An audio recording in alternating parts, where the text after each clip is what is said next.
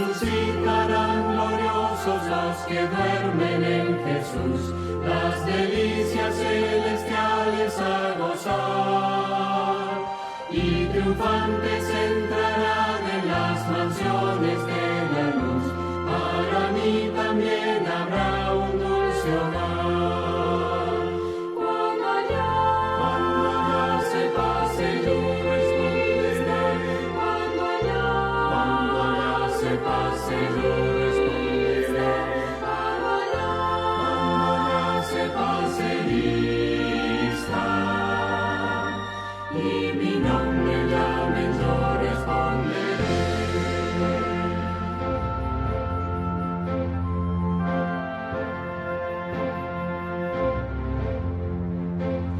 Trabajemos pues por Cristo pregonando su amor, mientras dure nuestra vida terrenal. Y al fin de la jornada con los santos del Señor, entraremos en la patria celestial. Cuando allá se pase yo responderé, cuando allá se pase yo responderé, cuando allá se pase lista, y mi nombre llame yo responderé.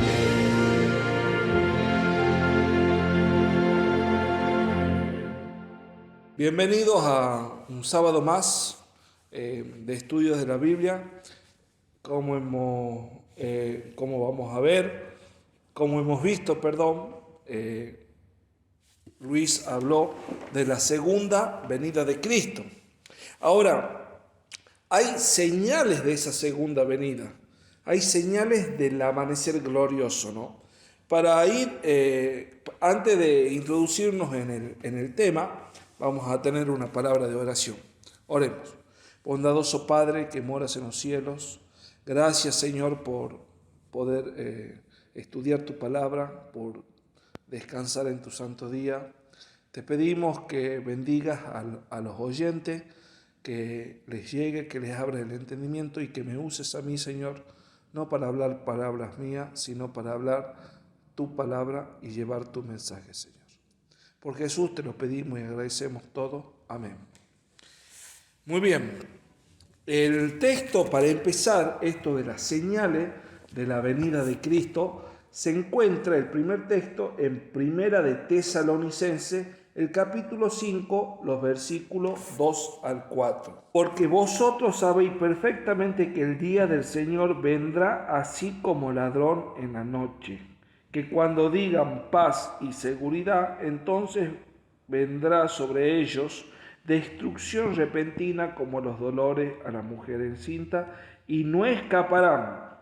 Mas vosotros, hermanos, no estáis en tiniebla para que aquel día os sorprenda como ladrón. Vemos que, si bien no sabemos el día ni la hora que Cristo va a venir, sabemos por las señales, o sea, no estamos en tiniebla, sabemos por las mismas señales que el fin está cerca. Y vamos a ver Daniel 2:44. Ahí se nos muestra, esa es la pregunta, dice, ¿cómo podemos saber que ya estamos en el último periodo de la historia del mundo? Veamos Daniel 2:44. Daniel tiene muchas respuestas. Más adelante vamos a estudiar el libro de Daniel.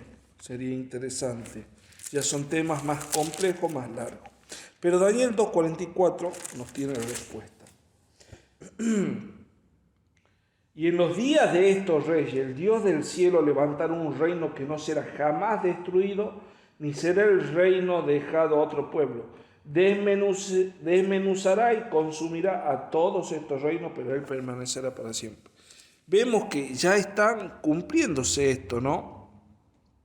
O sea que sabemos que estamos en el periodo de los pies de la estatua.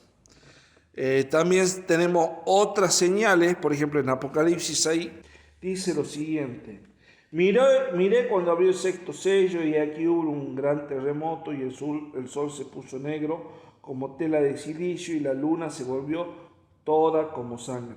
Y las estrellas del cielo cayeron sobre la tierra, como la higuera deja caer sus higos cuando es sacudido por un fuerte viento. Bien, dice, cuando abrió el sexto sello hubo un gran terremoto. Este terremoto está identificado, ha sido identificado con el gran terremoto de Lisboa, ocurrido el 1 de noviembre de 1755. Los que quieran buscar cómo fue el terremoto de Lisboa, ahí en Google, en Wikipedia sale qué tanta envergadura tuvo, pero se lo sintió básicamente en todo el mundo, ¿no? También el oscurecimiento del sol, como dice acá, como tela de silicio, también ya ocurrió el 19 de mayo de 1780 y se ha extendido por toda Nueva Inglaterra, en las costas atlánticas desde el sur hasta las regiones desconocidas del norte. Fue causa de gran alarma y perplejidad para muchos que creyeron que había venido el fin del mundo. El evento sobrenatural comenzó entre las 10 y las 11 de la mañana del viernes, de la fecha ya mencionada, y continuó hasta medianoche de la noche siguiente. Toda la actividad quedó paralizada, las escuelas se clausuraron a las 11 del día y a mediodía la gente estaba encendiendo velas. A las 8 de la noche la oscuridad fue tan impenetrablemente densa que hizo enteramente imposible el viajar, y aunque la luna se levantó casi llena como a las 9, no dio suficiente luz para ser capaz de distinguir entre los cielos y la tierra. Es increíble que este evento se lo buscó a través de las fechas, el oscurecimiento del sol, y comprobaron que no pudo haber un eclipse. Fue un evento totalmente sobrenatural el oscurecimiento del sol. No hubo en esa fecha ningún eclipse. Los mismos científicos constataron esto. La luna en sangre ocurrió ese mismo día a la noche. Dice, esa misma noche la luna parecía como bañada en sangre. Milo Bostwick escribe, mi padre y mi madre, que eran devotos, creyeron que el día del juicio ya acercaba. Velaban toda la noche y dijeron que en la última parte de la noche la oscuridad desapareció y que el cielo tomó su aspecto de costumbre, mas la luna, que fue llena, tenía la apariencia de sangre. Este día oscuro jamás fue explicado, ¿se dan cuenta? Aunque se han ofrecido diversas teorías, ninguna de ellas resiste la prueba de la ciencia. Algunos piensan que se trataba de un simple eclipse de sol. Para tal efecto, el sol, la luna y la tierra deben ser una línea directa, siendo la luna entre los dos. Un estudio calculó la posición de los planetas en aquel día y el resultado fue eclipse imposible. Un verdadero eclipse dura un pequeño periodo, sin embargo esta oscuridad duró la mitad del día y la mitad de la noche también. O sea, todos estos eventos que han pasado de acá del sello eran imposibles porque un eclipse dura ¿cuánto? Minutos. Este evento fue sobrenatural. Muchas personas se suicidaron en esa época creyendo que venía el fin del mundo. Muy bien, veamos qué otra prueba. También está en San Mateo, el capítulo 24, el versículo 29. Ahí nos da algunas pautas. E inmediatamente después de la tribulación de aquellos días, el sol se oscurecerá y la luna no dará su resplandor. ¿Se dan cuenta que el mismo Jesús decía esto? Y las estrellas caerán del cielo y las potencias de los cielos serán conmovidas. O sea, todo esto, lo que dice Juan, lo dijo Jesús también. Ahora, hay una advertencia oportuna antes de que todo esto acontezca, que nos la dio el mismo Señor Jesús. Jesús dice, ¿qué nos avisó Jesús respecto a su segunda venida? Y eso se encuentra en Mateo, el capítulo 24, los versículos 4 y 5. Fíjense que dice, respondiendo Jesús les dijo, mirad que nadie os engañes, porque vendrán muchos en mi nombre diciendo, yo soy el Cristo, y a muchos engañarán. Da un mensaje, ¿no? Como que dice, no se dejen engañar. ¿Cómo hacemos para no dejarnos engañar? ¿O quiénes serán los que nos van a tratar de engañar? Eso es interesante de responder, mejor dicho. En el mismo Mateo 24, los versículos 23 al 26 nos da la respuesta. El capítulo 24, los versículos 23 al 26. Dice lo siguiente: entonces si algunos dijeren, mirad, aquí está el Cristo, o mirad, allí está, no lo creáis, porque se levantarán falsos Cristos y falsos profetas, y harán grandes señales y prodigios de tal manera que engañarán, si fuesen posible, aún a los escogidos. Ya os lo he dicho antes, así que si os dijeren, mira, estad en el desierto, no salgáis, o mirad, está en los aposentos, no lo creáis. Es interesante lo que dice en el texto, que si le dicen está en el desierto, si apareciera en tal lado, o está en un lugar secreto, no lo creáis. ¿Qué dice después? Porque como el relámpago que sale del oriente y se muestra hasta el occidente, así será también la venida del Hijo del Hombre. O sea, cuando les digan, miren, está en un lugar donde nadie va, un desierto, en un lugar desértico, donde no hay nada, no lo crean. Se apareció en tal lugar. Y se me ha aparecido a mí. Por ahí no, yo veo los noticieros y salen con que la Virgen apareció en una heladera o en un árbol. Y no es que menosprecie la fe de las personas. Muchas personas tienen fe en eso. Pero la realidad es que Dios no se muestra así. Dios se muestra a través de esto. ¿Y cómo dice que va a ser la segunda venida de Cristo? Hay otras personas que aseguran que ya vino Cristo, pero de una forma espiritual. Pero acá se verá que es como el rayo que se muestra del oriente hasta el occidente. O sea, algo visible, algo que cuando cae un rayo en una tormenta se lo ve. No es algo escondido que nadie nota. Lo vamos a ver a Cristo. Aparte, la misma Biblia dice, todo ojo le verá, ¿no?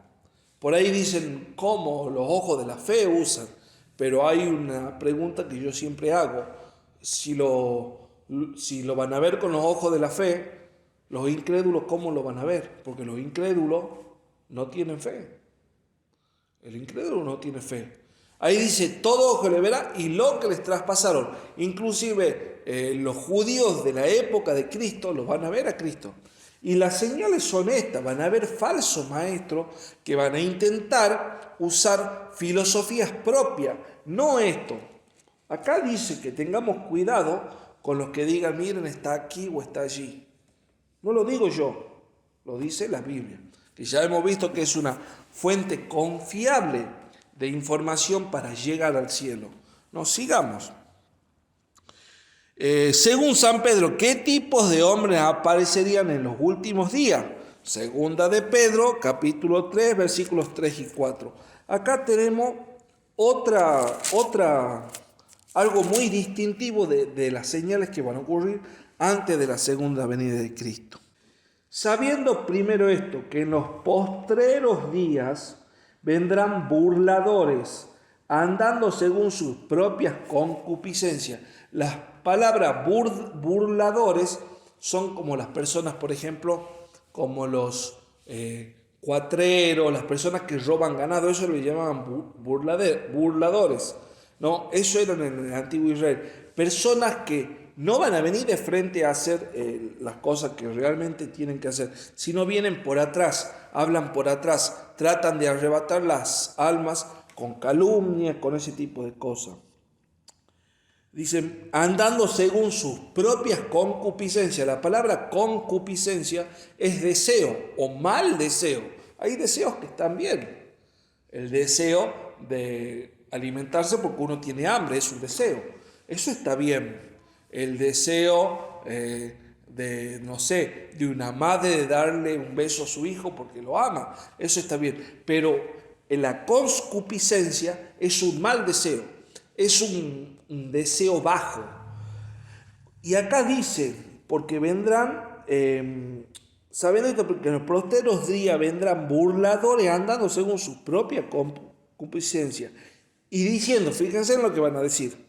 ¿Dónde está la promesa de su advenimiento? Porque desde el día en que los padres durmieron, todas las cosas permanecen así como desde el principio de la creación. O sea, van a venir muchos y decir, sí, viven diciendo que Cristo viene, que ya viene, ¿y cuándo va a venir? Esto no se cumple, es una mentira. Esos son personas burladores que tienen una vida muy liviana.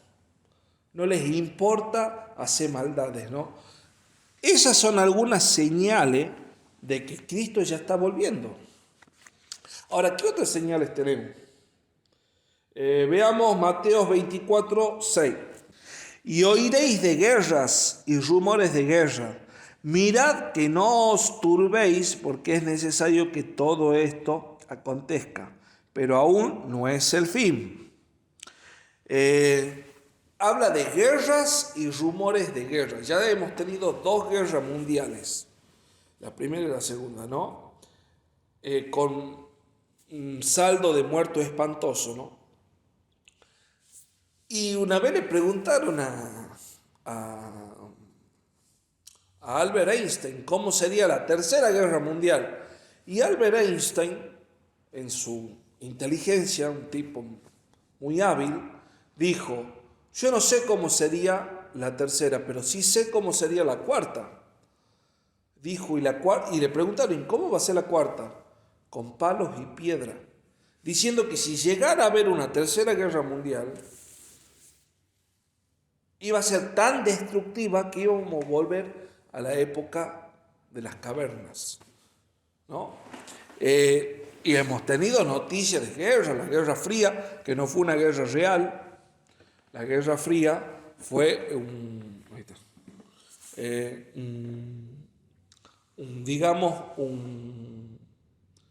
estado de alarma, un rumor de guerra, así con muchos otros pueblos, que ya se armaba esta guerra o ya la otra y terminaban firmando algún acuerdo de paz, ¿no? Sigamos, hubo rumores de guerra. ¿Qué más tenemos? ¿Qué proclamarán los hombres en ese tiempo? Primera de Tesalonicenses, el capítulo 5, el versículo 3. Cuando digan paz y seguridad, entonces vendrá sobre ellos destrucción repentina, como los dolores a la mujer encinta, y no escaparán. Fíjense que cuando los mayores desastres se ocurrieron, cuando la gente aseveró que había paz, había más paz y seguridad. Cuando los gobiernos, uniéndose en común, digan paz y seguridad, ahí va a pasar lo inevitable. Va a venir sobre ellos destrucción repentina. Dice, proclamarán paz, pero vendrá sobre ellos destrucción repentina. Interesante, ¿no? ¿Qué profetizó Daniel acerca de la ciencia? Daniel capítulo 12, versículo 4. Habla del tiempo del fin, ¿no? Pero tú, Daniel, cierra las palabras y sella el libro hasta el tiempo del fin. Fíjense en el tiempo del fin. Muchos correrán de aquí para allá y la ciencia se aumentará. Y muchos decían, tenía razón, la ciencia se aumentó. Si bien la ciencia propia se aumentó, pero la ciencia que hablaba Daniel era la ciencia del estudio de la Biblia. Desde el 1700 para acá, las profecías se han ido entendiendo mucho mejor. Con Lutero, con la Reforma Protestante, ¿no? Ya desde esa época se entendió mucho mejor lo que es la Biblia. Esa era la ciencia que importa, esa es la ciencia que se aumentó. Hoy en día tenemos las profecías sobre Daniel el capítulo 12, Daniel el capítulo 8, Daniel el capítulo 9, el capítulo 10. O sea, todos los libros de Daniel están entendidos hoy en día. Y se sabe cómo se cumplió eso a lo largo de la historia, ¿no? Esa es la ciencia que se aumentó. La ciencia profética, la ciencia del estudio de la palabra. El evangelio que tenemos hoy en día es el equivalente al que tenían los apóstoles en la época de Jesús, ¿no? Sigamos. Que la ciencia se iba a multiplicar. ¿Qué dijo Santiago referente al capital y el trabajo? Fíjense en algo actual, que vemos que ya se está cumpliendo. Santiago capítulo 5 versículos 1 al 8. Vamos ahora, ricos, llorad y aullad por las miserias que os vendrán. Vuestras riquezas están podridas y vuestras ropas están comidas de polilla. Vuestro oro y plata están enmohecidos, y su moho testifica contra vosotros, y devorará del todo vuestras carnes con fuego. Habéis acumulado tesoro para los días postreros. He aquí clama el jornal de los obreros que han cosechado vuestra tierra, el cual por engaño no le ha sido pagado por vosotros. Y los clamores de los que habían cegado han entrado en los oídos del Señor de los ejércitos. Habéis vivido en los deleites sobre la tierra, y sido disolutos, habéis engordado vuestros corazones como en día de matanza. Habéis condenado y dado muerte al justo, y él no os hace resistencia.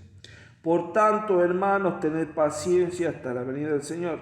Mirad cómo el labrador espera el precioso fruto de la tierra, aguardando con paciencia hasta que reciba la lluvia temprana y la tardía. También tened vosotros paciencia y afirmad vuestros corazones, porque la venida del Señor se acerca. Fíjense en que dice, ¿no? Que clama, acá es interesante porque eso es algo actual. Dice, he aquí clama el jornal de los obreros. Hoy en día, el que trabaja y se sacrifica no es digno de lo que se sacrifica. Hoy en día muchas personas que trabajan y se sacrifican tienen que cerrar sus pequeños negocios porque se los ahoga con impuestos excesivos, y no quiero meterme en algo político, ¿no? Pero acá la Biblia se anticipa.